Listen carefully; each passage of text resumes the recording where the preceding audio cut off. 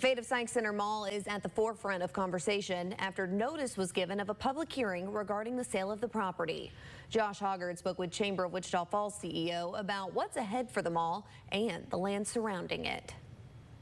Once a vibrant shopping center and a popular hangout in the heart of Wichita Falls, Sikes Senter Mall is now a shell of what it once was, plagued over the last decade by a mass exodus of major retailers and multiple changes in ownership. The mall is about 20% occupied today. The current management group content to ride the decline. They were clear that they had no plan for the mall. It's functionally obsolete, and so there is not value in redoing this. But Ron Kitchens with the Wichita Falls Chamber says leaving Sikes Center vacant, like many other malls around the country, isn't in the cards. We can find 40 around the country that looked like this 2 years ago and now are boarded up, graffiti covered. If you look at a future in which there's not a revitalization of that area, that makes it more difficult for us to attract students and their families. MSU Texas President Dr. Stacia Haney is well aware of what Sikes Senter Mall has become, but she, like many other local leaders, see the potential for something greater. Our students deserve better.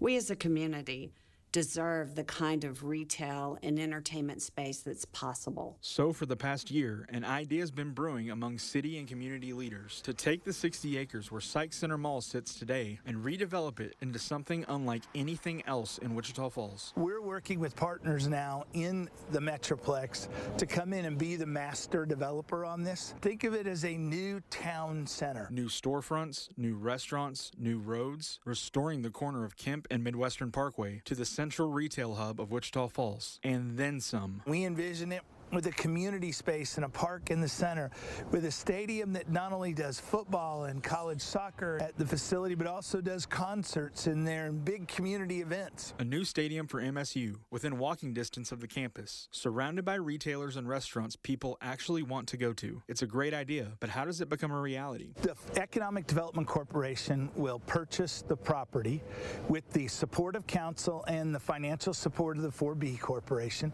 along with 3 local banks have come alongside and will be part of the financing team on that. After the deal is approved, Kitchen says it'll be a year before the developer gets the design nailed down, and the key tenants for the storefront and the restaurants are secured, which is where the financial burden will end for the city. This is an interim step. We have to gain control of it so we can control the future of this 60-acre site in the middle of the community. About a year after that, the bulldozing begins. But what about the stores and restaurants currently in the mall? A number of them have already notified that they won't renew their lease. We're actively working with companies now to find them other locations in the community. For restaurants like On the Border, Red Robin, and Bricktown, Kitchen says they'll tear down the current structure incrementally as leases expire. I don't think we'll ever see a day where it's a completely clean field. While it's all still in the works, the last days of Sikes Senter Mall are now at hand, preparing to lose a piece of local history to pave the way for the city's future. We can be victims or victors, and we're choosing to be victors.